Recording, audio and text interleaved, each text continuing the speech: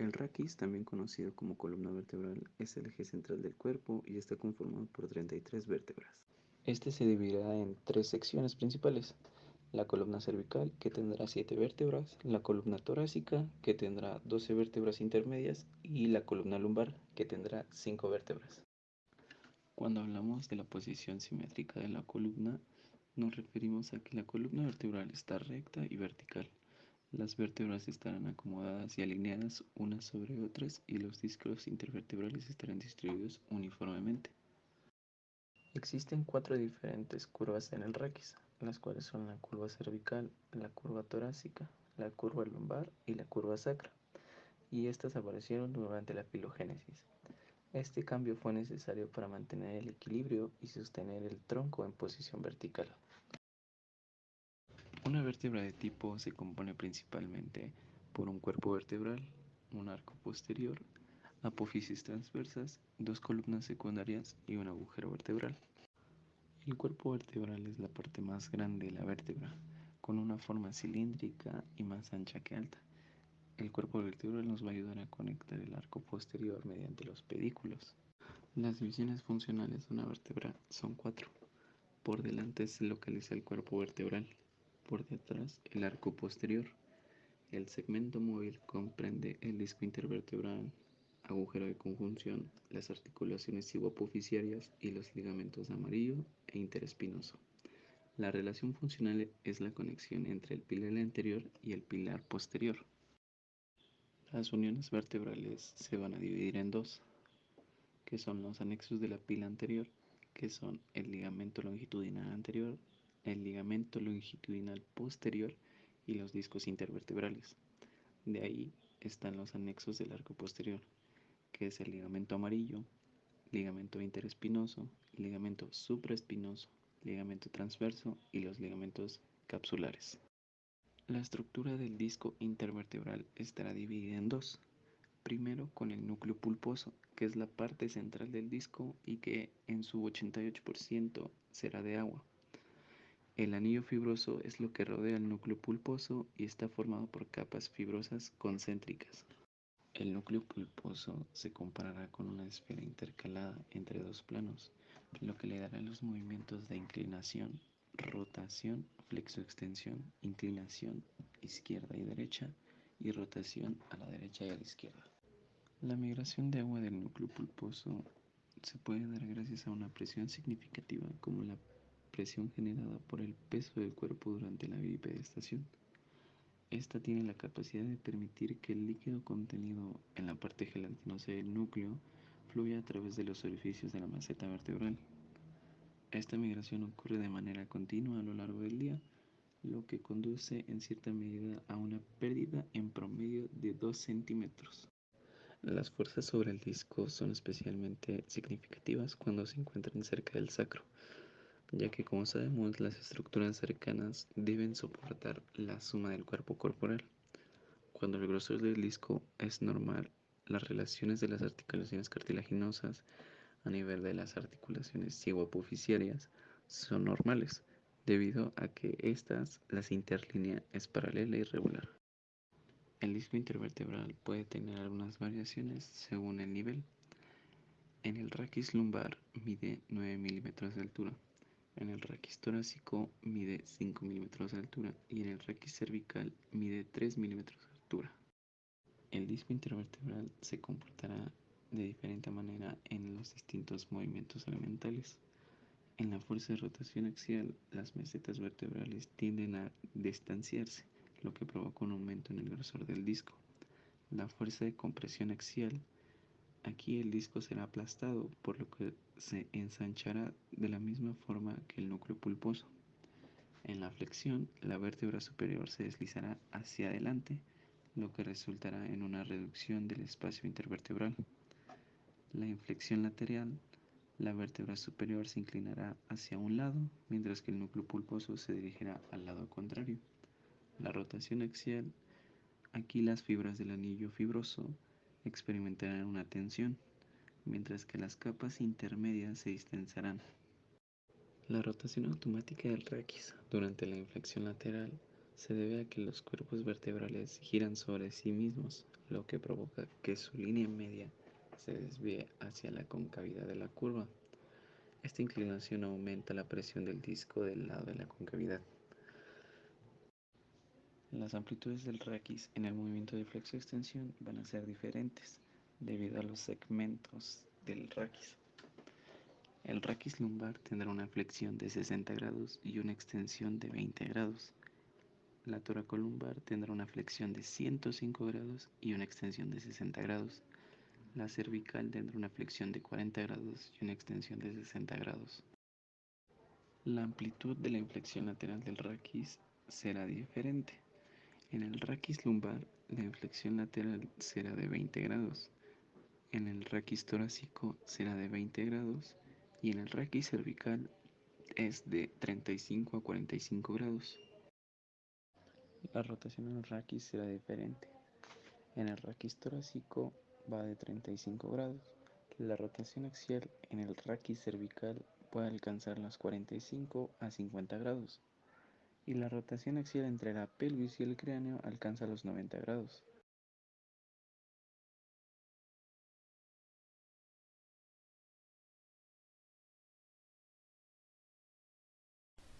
La pelvis, conocida también como cintura pélvica, proporciona soporte al abdomen y conecta los miembros inferiores con el tronco al sostener el peso del cuerpo. Su composición ósea está compuesta por tres piezas óseas principales: los dos huesos ilíacos, el sacro y la sínfisis púbica, además de las dos articulaciones sacroiliacas. La estructura y forma de la pelvis tiene una base superior amplia que conecta la cavidad abdominal con la pelvis mediante la abertura superior. La variación en la forma de la cintura pélvica está directamente relacionada con su función durante la gestación y el parto. Esto se debe a que la cabeza del feto, siendo la parte más voluminosa, se encuentra sobre la abertura superior de la pelvis, donde se encaja inicialmente en una cavidad y luego pasa a través de la abertura inferior de la pelvis durante el parto. Las funciones de la cintura pélvica están relacionadas con las articulaciones de la cintura pélvica. Estas cumplen un papel crucial tanto en la estabilidad del tronco durante la bipedestación como en el proceso del parto. El modelo mecánico de la cintura pélvica está compuesto por el sacro y los dos huesos coxales. Estos ayudan a generar lo que es la estructura del anillo pélvico. Los elementos del anillo pélvico son el sacro. Esta estructura, centrada, simétrica y en forma de cuña, constituye la base de la columna vertebral y se une en la parte delantera a la sínfisis púbica. Después se encuentran los dos huesos coxales. Estos huesos están articulados posteriormente con el sacro y presentan dos superficies planas: la cresta ilíaca en la parte superior y el agujero obturador en la parte inferior, lo que les confiere una forma heliocoidal. La unión de estos dos planos ocurre en el acetábulo, formando el eje de la hélice y constituyendo la articulación de la cadera junto con la cabeza del fémur. Los elementos planos forman un ángulo interno que proporciona superficie para la inserción de los músculos de la cintura pélvica. Esta estructura cumple dos funciones principales: la función mecánica, como parte esquelética del tronco, y la función de envoltura, sugestión y contención de las vísceras del abdomen. La arquitectura de la cintura pélvica distribuye el peso que la quinta vértebra lumbar soporta hacia las alas del sacro y, a través de las espinas ciáticas, hacia el acetábulo. Desde aquí, la resistencia del suelo se recibe a través del cuello del fémur y la cabeza femoral con parte de esta resistencia contrarrestada en la sínfisis del pubis.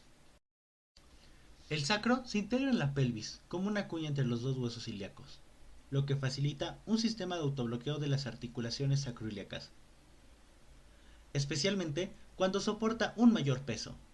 Además, en el plano transversal, el sacro queda encajado entre las dos crestas ilíacas. Cada ala ilíaca puede considerarse como un brazo de palanca, con las articulaciones sacroiliacas como punto de apoyo y los ligamentos sacroiliacos representando la resistencia y la potencia de cada brazo. Las superficies articulares de la articulación sacroiliaca se describen de la siguiente manera: Carilla auricular del hueso coxal. Ubicada en la parte posterior-superior de la cara interna del hueso ilíaco, esta superficie tiene una forma de media luna con una concavidad posterior-superior. Está recubierta de cartílago y tiende a ser bastante irregular en su estructura. Carilla auricular del sacro. Los bordes de esta superficie se superponen a la carilla auricular del hueso coxal, y su forma es inversa a la del hueso ilíaco. Presenta una depresión central en la parte superior y media, mientras que en la parte inferior es convexa. Además, suele ser más larga y estrecha que la carilla auricular del hueso ilíaco. Es importante destacar que la morfología de la carilla auricular del sacro puede variar entre individuos, y existe una correspondencia entre el tipo de columna vertebral y la forma del sacro y sus superficies articulares. Las curvas raquídeas muy pronunciadas corresponden a un tipo dinámico, donde el sacro exhibe una notable concavidad. En este escenario, las articulaciones sacroiliacas tienden a ser altamente móviles. Por otro lado, las curvas raquídeas menos pronunciadas indican un tipo estático. Aquí, el sacro tiende a ser más vertical y la carilla auricular, alargada verticalmente, muestra una superficie casi plana. Entre los extremos dinámico y estático existe un tipo intermedio. Desde una vista posterior de la pelvis, se pueden apreciar los ligamentos iliolumbares, que constan de un haz superior, el cual se extiende desde la tuberosidad ilíaca hasta el primer tubérculo conjugado, y el haz inferior, el cual se conecta al segundo tubérculo conjugado. También están los ligamentos iliosacros, que incluyen el ligamento iliotransverso sacro y ligamento iliotransverso conjugado. Estos se extienden desde la espina ilíaca posterior-superior a los tubérculos conjugados tercero y cuarto. El plano ligamentoso superficial adopta una forma de abanico y se extiende desde el borde superior del hueso ilíaco hasta los tubérculos postero-internos. El ligamento sacroespinoso va oblicuamente hacia arriba, adentro y atrás, desde la espina ciática hasta el borde lateral del sacro y coxis. El ligamento sacrotuberoso se inserta arriba a lo largo de una línea desde el borde posterior del hueso ilíaco hasta las dos primeras vértebras coxígeas. Sus fibras se dirigen oblicuamente hacia abajo, adelante y afuera, y se retuercen sobre sí mismas, insertándose debajo en la tuberosidad isquiática y en el labio interno de la rama ascendente del isquión. Estos ligamentos dividen la escotadura ciática mayor en dos agujeros, uno superior, por donde sale el músculo piramidal, y otro inferior, por donde sale el músculo obturador interno. Desde una vista anterior, se puede ver el ligamento sacroiliaco anterior, que consta de dos haces llamados frenos de nutación superior e inferior, haz antero-superior y haz antero-inferior. Según Farabeuf, el movimiento de nutación implica que el sacro gira alrededor del eje formado por el ligamento sacroiliaco interóseo, lo que resulta en un descenso y adelanto del promontorio, mientras que el vértice del sacro y el externo del coxis se desplazan hacia atrás. Durante este movimiento, el diámetro anteroposterior de la abertura superior de la pelvis disminuye, mientras que el diámetro anteroposterior de la abertura inferior aumenta. La nutación está limitada por la tensión de los ligamentos sacrotuberoso y sacroespinoso, así como por la tensión de los frenos de nutación, que son los haces anterosuperior y anteroinferior del ligamento sacroiliaco anterior. Teorías del movimiento. Bonner. En la teoría de Bonner, el movimiento de báscula del sacro se produce alrededor de un eje que pasa por el tubérculo de Bonner, en la unión de los dos segmentos de la aurícula sacra. Teorías del movimiento. Wiesel. Los estudios de Wiesel proponen otras dos teorías. La teoría de traslación pura sugiere que el sacro se desliza a lo largo del eje de la porción inferior de la aurícula. La otra hipótesis retoma la idea de la rotación, pero, esta vez, alrededor de un eje preauricular ubicado debajo y adelante del sacro. En la posición de bipedestación simétrica, el peso del cuerpo pone presión sobre las articulaciones de la cintura pélvica. Este peso va a afectar el sistema articulado compuesto por raquis, sacro, hueso ilíaco y miembros inferiores. En primera instancia, el peso del tronco va a recaer sobre el sacro, lo que va a provocar un desplazamiento hacia abajo del promontorio sacro. El sacro se encuentra bajo presión para moverse en la dirección de la nutación. Este movimiento se ve limitado por los ligamentos sacroiliacos anteriores o freno de nutación. Los dos ligamentos sacroiliacos impiden la separación del vértice del sacro respecto a la tuberosidad isquiática. Al mismo tiempo, la reacción del suelo pélvico, que es transmitida por los fémures y ejercida a nivel de las articulaciones de las caderas, forma con ayuda del peso del cuerpo sobre el sacro, una pareja de rotación, fuerza que buscará el bascular del hueso ilíaco hacia atrás. Esta retroversión de la pelvis va a provocar que la nutación en las articulaciones sacroiliacas sea más acentuada. Así como Capanghi dice, en lugar de movimientos, se trata más bien de fuerzas, ya que los sistemas ligamentosos son muy potentes y detienen cualquier desplazamiento de inmediato. En el equilibrio pélvico, es importante dejar en claro algo. El centro de gravedad del cuerpo, cuando se encuentra en la posición de bipedestación simétrica, se encuentra localizado aproximadamente a la altura de las articulaciones de las caderas. Mientras que el apoyo monopodal es diferente. La reacción del suelo durante esta posición genera que la articulación de la cadera correspondiente se eleve, mientras que del otro lado, el mismo peso del miembro en estado de suspensión provoca que la articulación descienda. El efecto que genera este descenso de articulación provocará una comprensión de cizallamiento de la sínfisis púbica.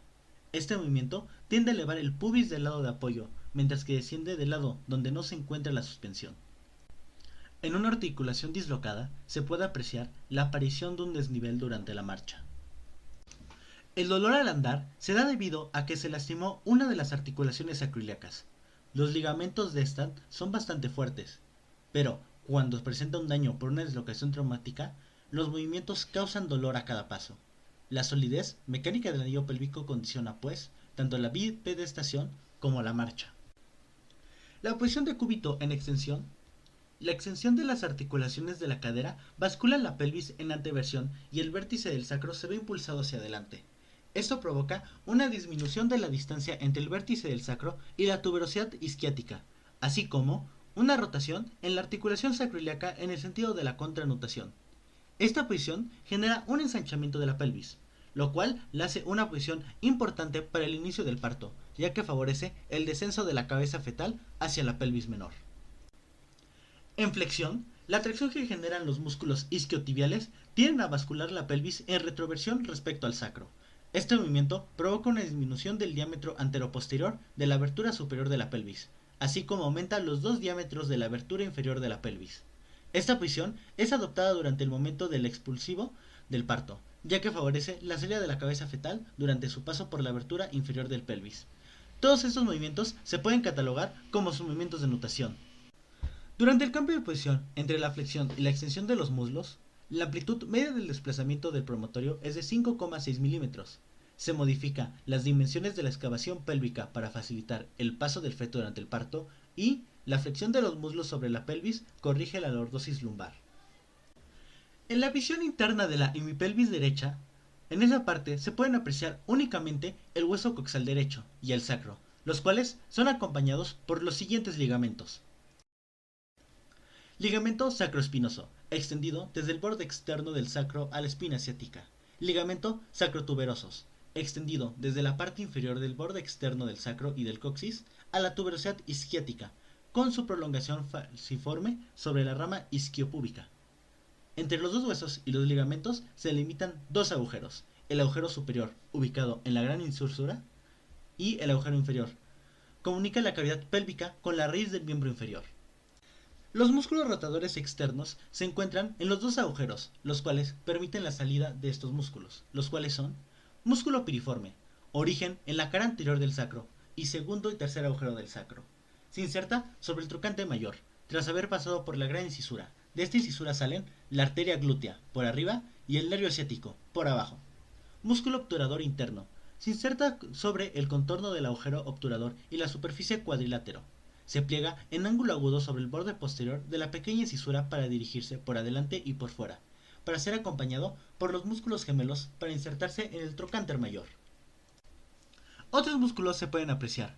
Los músculos motores flexores. Estos salen de la pelvis y pasan por debajo del arco inguinal y por encima de la rama horizontal del pubis.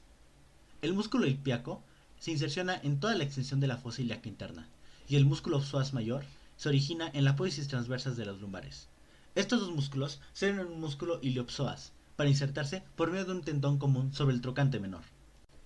El músculo elevador del ano se inserta en la pared osteomuscular de la pelvis. Este músculo es amplio y gracias a su forma simétrica es capaz de formar la pared inferior de la pelvis y el insertarse sobre la línea que rodea la pared pélvica. Estas inserciones son, de adelante hacia atrás, el arco fibroso del agujero obturador, arco tendinoso que une el borde externo de esta arcada con la espina isquiática, la cara interna del ligamento menor sacrociático, la parte interior del borde externo del sacro y del borde externo del coxis, el ligamento anocoxígeo, banda fibrosa que se extiende de la punta del coxis al ano. Esta capa muscular conformará el cierre inferior del abdomen. Este contiene y sujeta así todas las vísceras abdominales y pélvicas. Aunque este cierre se ve interrumpido en la línea media para permitir el paso del conducto importantes, 2 en el hombre, el ano y la uretra, y 3 en la mujer, ano, uretra y la vagina. El diafragma pelviano inferior. En una visión posterior-inferior externa de la pelvis se puede apreciar la capa muscular del músculo elevador de ano. Este con sus haces envuelve el agujero anal. El músculo cierre forma un péndulo, simétrico del diafragma torácico. Este tiene la misma función de separación y de contención visceral que su homólogo. También debe de contar con agujeros que dejen paso para los órganos importantes. La hendidura urogenital. Esta estructura, salida del músculo cierre, cuenta con una estructura cambiante entre hombre y mujer, pero el ano, en ambos sexos, está envuelto por un haz en su parte posterior, un haz denominado elevador. Las fibras del elevador se tejen más o menos con el esfínter del ano y desempeña un papel importante en el mecanismo de la contención anal y de la defecación. Desde una vista frontal, se puede apreciar que el cierre no es horizontal, sino oblicuo, en forma de un embudo en el espacio, abierto abajo por la hendidura urogenital. El sexo va a determinar la estructura del segundo cierre, el cual se encargará de doblar, el cual es denominado periné.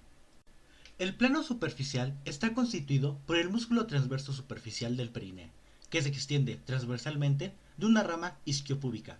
Aquí se asocian dos músculos esfinterianos. Por delante, el músculo compresor de la uretra, que envuelve el agujero vulvar.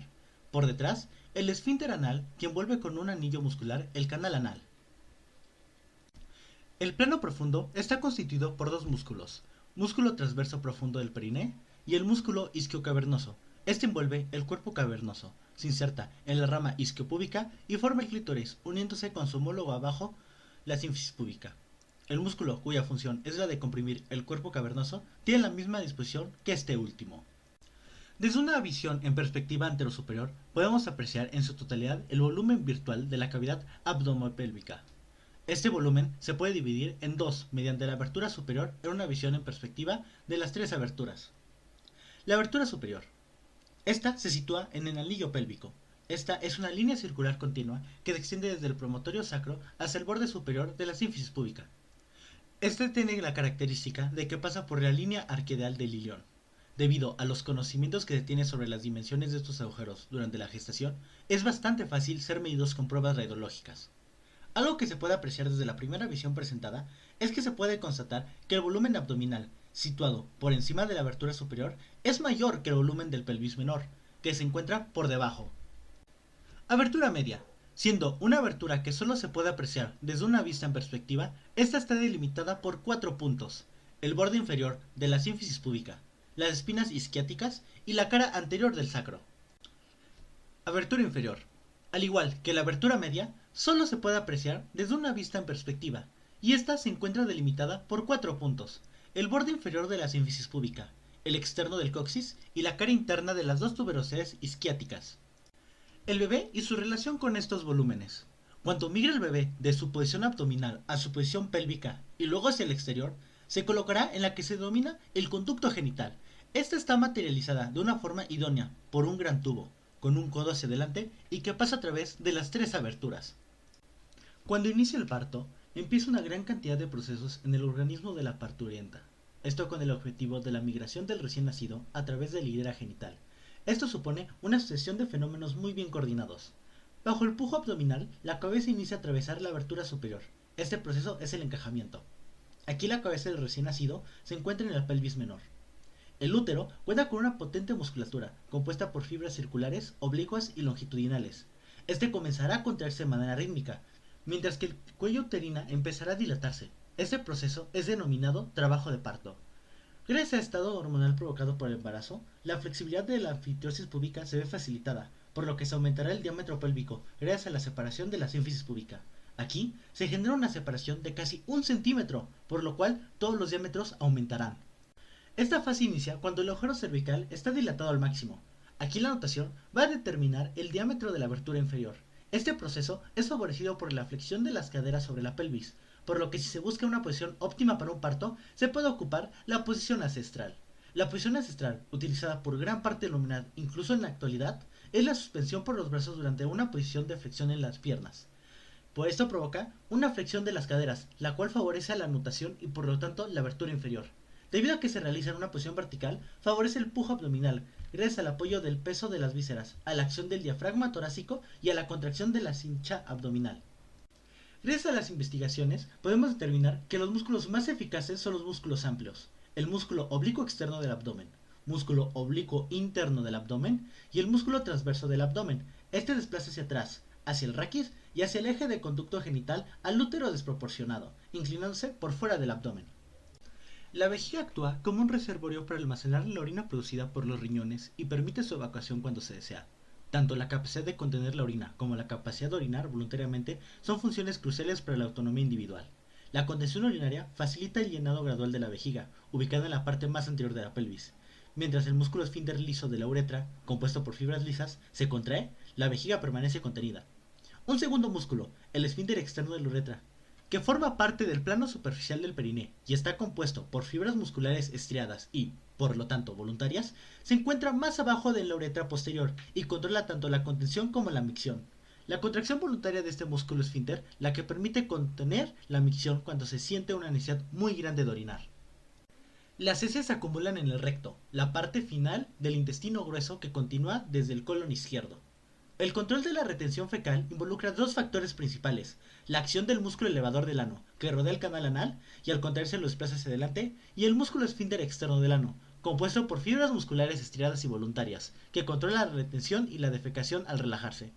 La evacuación de las heces depende de cuatro factores, incluida la relajación del músculo elevador del ano para que el canal anal recupere su posición vertical, la contracción de los músculos lisos de la pared del recto, en particular, pequeñas bandas longitudinales y de las fibras circulares en forma de mecanismo perisplático. Estas fibras funcionan como ondas y progresa la contracción hacia abajo. La relajación del músculo esfínter externo del ano. La contracción de los músculos del esfuerzo abdominal, diafragma, músculos largos del abdomen, especialmente el músculo oblicuo externo del abdomen y músculo transverso del abdomen. Anatómicamente, el perineo masculino está compuesto por las mismas formaciones que el perineo femenino, aunque existe una diferencia capital: la ausencia de la abertura urogenital. Esta arquitectura se presenta en dos planos: el músculo transverso profundo del periné y el músculo transverso superficial del periné, los cuales están separados por la aponeurosis perineal medial, músculo esfínter anal, ligamento anocoxígeo y músculo esfínter externo de la uretra. Todo esto está unido por el núcleo fibroso central. La abertura urogenital es reemplazada por el aparato erector, compuesto por tres cuerpos eréctiles que se llenan de sangre a través de las arterias pudendas, aumentando su volumen. Dos de estos cuerpos cavernosos se encuentran a lo largo de las ramas isquiopúbicas y forman la parte dorsal externa del pene al unirse por debajo de la sínfisis púbica. El cuerpo esponjoso, envuelto por el músculo bulboesponjoso, envuelve la uretra y se dirige hacia la línea medial del pene, suspendido en la aponeurosis perineal, donde se une a los cuerpos cavernosos.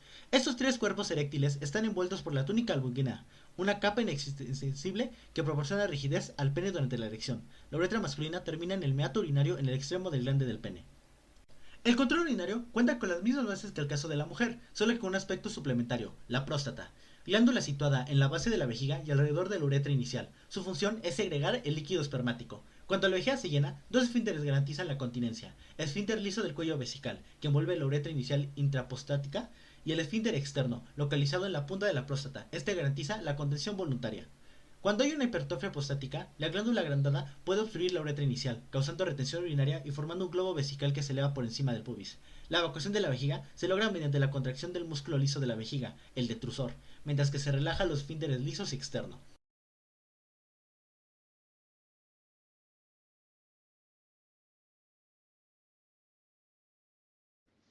En una visión frontal del raquis, este es rectilíneo y simétrico. En cambio, en una visión de perfil se encontrarán tres diferentes ángulos: el ángulo sacro, que es de 30 grados, el ángulo lumbosacro, que es de 140 grados, y el ángulo de inclinación de la pelvis, que tiene un valor de 60 grados. Los elementos constitutivos de una vértebra lumbar son el cuerpo vertebral, las dos láminas, la apófisis espinosa, las apófisis costales, el pedículo y las apófisis articulares superior e inferior. Un corte sagital nos va a ayudar a analizar de mejor manera el sistema ligamentoso lumbar. Durante el movimiento de flexión, el cuerpo de la vértebra suprayacente se inclina y se desliza ligeramente hacia adelante. En el movimiento de extensión, el cuerpo vertebral suprayacente se inclina hacia atrás y retrocede.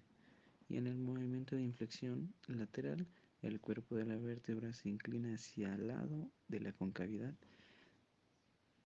En una visión superior de la rotación del raquis lumbar, podemos observar que las carillas articulares superiores de las vértebras lumbares miran hacia arriba y hacia adentro.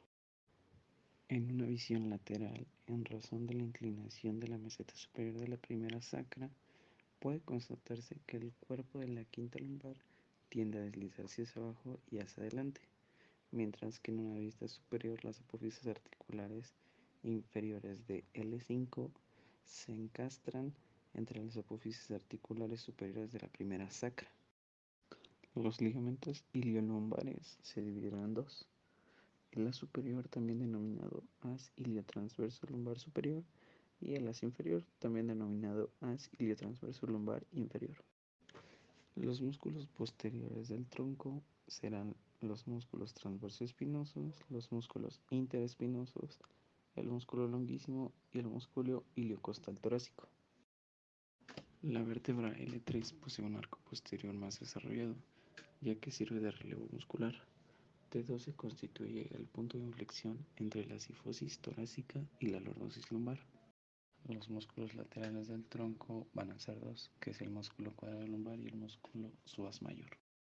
Los músculos de la pared abdominal van a ser dos, que será el músculo recto del abdomen y el músculo transverso del abdomen. De ahí estarán los músculos abdominales oblicuos, que será el oblicuo interno del abdomen y el oblicuo externo del abdomen. En el contorno del talle, las fibras de los músculos anchos, prolongadas por las fibras de sus respectivas aponeurosis, tejen un verdadero corset alrededor del abdomen. En la rotación del tronco, la rotación da sobre un eje raquídeo. La realizan los músculos de las correas vertebrales y los músculos anchos del abdomen. La flexión del tronco nos las va a dar los flexores del tronco, los cuales están situados por delante del eje raquídeo y movilizan el conjunto del raquis hacia adelante. El enderezamiento de la lordosis lumbar, la mayor o menor curva del raquis lumbar depende no solo de un tono de músculos abdominales y raquídeos, sino también de ciertos músculos de los miembros inferiores. La prueba de Valsalva es un mecanismo empleado por los halterofilos, la cual disminuye la compresión de los discos. Raquis lumbar en bipedestación. En apoyo simétrico sobre los dos miembros inferiores, el raquis lumbar visto de perfil presenta, como ya se ha visto, una curva con concavidad posterior denominada lordosis lumbar. La amplitud de flexo-extensión del raquis lumbar depende según los individuos y la edad, al igual que en el movimiento de inclinación del raquis lumbar. Todo dependerá del individuo y de la edad. Raquis torácico. Introducción al raquis. Segmentos raquídeos situados entre el raquis lumbar y cervical, compuesto por 12 pares de costillas articuladas con las vértebras, más móvil en rotación que en flexoextensión. Vértebra torácica tipo y la duodécima y vértebra torácica. Vértebra torácica tipo similar a la vértebra lumbar con diferencias funcionales y morfológicas. El diámetro transverso similar al de las vértebras lumbares. Se presenta la aparición de las carillas costovertebrales y las láminas intervertebrales constituyen gran parte de los arcos posteriores. En la duodécima vertebral torácica, la vértebra de transición hacia el raquis lumbar. El cuerpo vertebral con dos carillas costales posterolaterales, apófisis articulares superiores dirigidas como en otras vértebras torácicas, apófisis articulares inferiores dirigidas hacia afuera y adelante. Flexoextensión, inclinación lateral del raquis torácico. Extensión, inclinación hacia atrás del cuerpo vertebral, desplazamiento hacia atrás del núcleo, deslizamiento de superficies articulares de apófisis articulares. limitado por ligamentos interespinosos, amarillos, longitudinal posterior y cápsulas de articulaciones cigapofísaras. Inclinación lateral, deslizamiento en articulaciones cigapofísaras. Convexidad, carillas se deslizan hacia arriba. Concavidad, carillas se deslizan hacia abajo. Limitado por el tope óseo de apófisis articulares y ligamentos amarillos e intratransversos. En inclinación lateral, tórax se eleva y espacios intercostales se ensachan en convexidad, lo contrario en concavidad. Rotación axial del raquis torácico. Articulaciones costovertebrales. Dos pares de costillas unidas a las vértebras por articulaciones costovertebral y costotransversa. Costovertebral, dos carillas costales, ligamento interóseo, cápsula articular única y ligamento radiado. Costotransversa, cápsula y tres ligamentos, interno, posterior y superior. Movimientos de las costillas en torno a las articulaciones costovertebrales. Movimiento de los cartílagos costales del esternón. Elevación de la parte más lateral y anterior de las costillas. Elevación del esternón y dirección horizontal del cartílago costal durante los movimientos. Deformaciones del tórax en el plano sagital durante la inspiración. Primera costilla. Se genera la elevación alrededor de la articulación costovertebral y formación de un arco. En la décima costilla se presenta el movimiento de elevación en su centro, y el décimo cartílago costal permanece paralelo a sí mismo. Los mecanismos de los músculos intercostales y del músculo transverso del tórax. Los músculos intercostales. Los elevadores de las costillas, desde vértice de apófisis transversa a borde superior de costilla subyacente. Los intercostales externos, fibras oblicuas hacia arriba y dentro, inspiradores. Intercostales internos, fibras oblicuas hacia arriba y afuera, descienden las costillas, inspiradores. El esquema de Hamburg. Aquí, la contracción de intercostales externos disminuye la longitud de la diagonal de su fibra. Se genera la elevación de costillas, inspiradores, y la contracción de intercostales internos disminuye la longitud de diagonal de paralelogramo. El músculo transverso del tórax se encuentra localizado en la cara posterior del esternón, insertado en cartílagos de la segunda a la sexta costilla. Aquí, la contracción de 5 haces desciendes del esternón. Diafragma y su mecanismo. Estructura. Forma de cúpula que cierra orificio inferior del tórax, separando tórax del abdomen. Centro frénico. Pilares en ambos lados, arcadas del psoas mayor y cuadrado lumbar. Sus funciones. Ensancha diámetros vertical, transversal y anteroposterior del tórax. Músculos de la respiración. El primer grupo se encuentran los músculos principales, los cuales son intercostales externos, elevadores de costillas y el diafragma. En el segundo grupo encontramos músculos accesorios de la inspiración, esternocleidomastoideos, escalenos, pectoral mayor y menor, serrato anterior, dorsal ancho, serrato posterior-superior, fibras superiores del iliocostal torácico. En el tercer grupo podemos encontrar los intercostales internos, importantes en la inspiración, y en el cuarto grupo encontramos los músculos accesorios de la inspiración forzada y esfuerzo abdominal, recto del abdomen, oblicuos externos e internos, longísimo, serrato posterior inferior y el cuadrado lumbar. Relación de antagonismo-sinergia entre el diafragma y los músculos abdominales. Durante la inspiración, se genera la contracción del diafragma, desciende el centro frénico, aumentando diámetro vertical, y la resistencia de masa de fibras abdominales, rectos abdominales, transversos, oblicuos, internos y externos, es esencial. Durante la expiración, la relajación del diafragma desciende orificio inferior del tórax, y la presión intraabdominal desplaza masa abdominal hacia arriba, reduciendo diámetro vertical del tórax. Volúmenes respiratorios. Comparación de volúmenes pulmonares. Volumen corriente, volumen de reserva inspiratoria, capacidad inspiratoria, volumen de reserva expiratoria, capacidad vital, volumen residual, capacidad residual funcional y capacidad pulmonar total. Importancia en esfuerzos cotidianos y deportivos. Fisiopatología respiratoria. La respiración paradójica. Fractural costal puede desencadenar una respiración paradójica.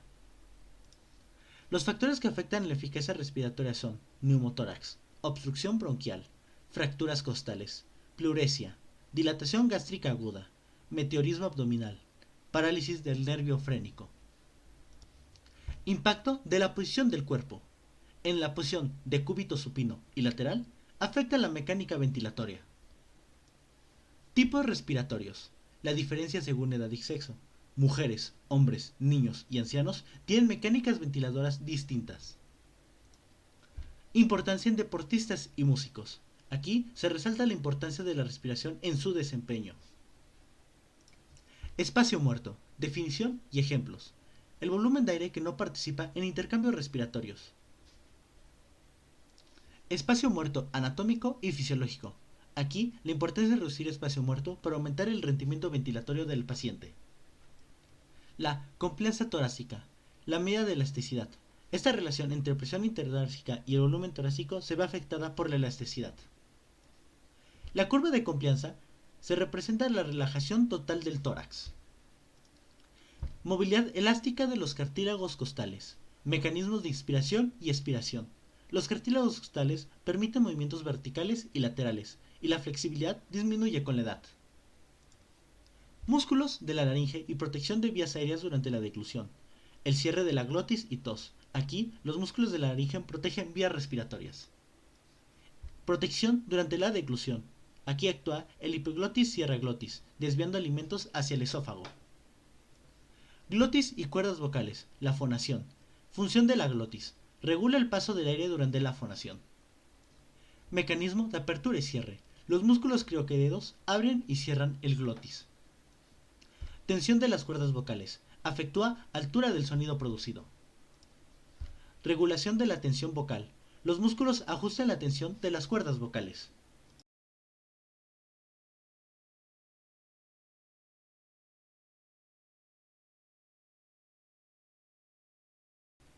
El raquis cervical en conjunto está conformado por el cervical superior y el cervical inferior.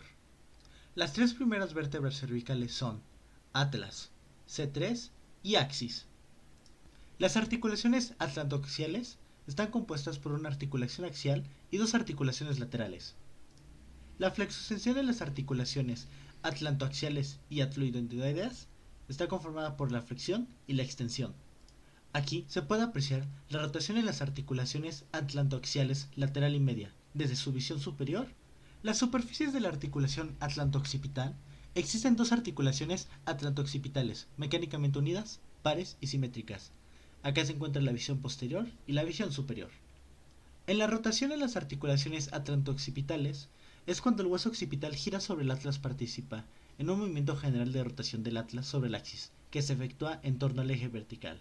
Del lado izquierdo el occipital atlas, del lado derecho una visión superior. La inclinación lateral y la flexoextensión en la articulación atlanto-occipital. Del lado izquierdo se encuentra la inclinación y la flexoextensión en la derecha. Los ligamentos del raquis suboccipital son ligamento del vértice del axis, ligamento transverso, ligamento transverso occipital, ligamento transverso axial, ligamento occipitaxial medio, ligamento longitudinal posterior, ligamento atlantoaxial anterior, ligamento longitudinal anterior, ligamento atlantooccipital posterior, ligamento atlantoaxial posterior, ligamento interespinoso, ligamento nucal y ligamento amarillo. Los ligamentos suboccipitales son ligamento transverso, ligamento occipitotransverso, ligamento transverso oxideo, ligamento cruciforme, ligamento occipital axial medio. Los ligamentos suboccipitales son ligamento anterior y ligamento posterior. En la vértebra cervical muestra sus diferentes partes constitutivas, representadas también en una visión desarmada. Los ligamentos del raquis cervical inferior son ligamento longitudinal anterior, ligamento longitudinal posterior, ligamento nucal y ligamentos intertransversos. Aquí se puede apreciar cómo funcionan la flexión y la extensión en el raquis cervical inferior. Los movimientos en las articulaciones uncovertebrales. En cada segmento, dos pequeñas articulaciones adicionales, las articulaciones uncovertebrales. Movimientos combinados de inclinación-rotación en el raquis cervical inferior. En el plano frontal se encuentra un componente de inclinación, en el plano sagital un componente de extensión y en el plano transversal u horizontal un componente de rotación. Aquí se puede apreciar el movimiento de inclinación y rotación en un modelo del raquis cervical. Las amplitudes articulares en el raquis cervical. La amplitud total de flexoextensión del raquis cervical inferior es de 100 a 1100. La amplitud total de flexoextensión del conjunto del raquis cervical en relación al plano masticador es de 1300. Y una simple resta penitente reducir la amplitud de flexoextensión en el raquis suboccipital de 20 a 30 grados. Constitución y acción del músculo esternocleidomastoideo. Aquí se encuentran los músculos prevertebrales, los cuales son el músculo largo del cuello. También el músculo largo de la cabeza, el recto anterior de la cabeza y recto lateral de la cabeza. También se encuentran los que son los músculos escalenos, los prevertebrales en conjunto, la flexión de la cabeza y el cuello, así como las amplitudes globales del raquicervical.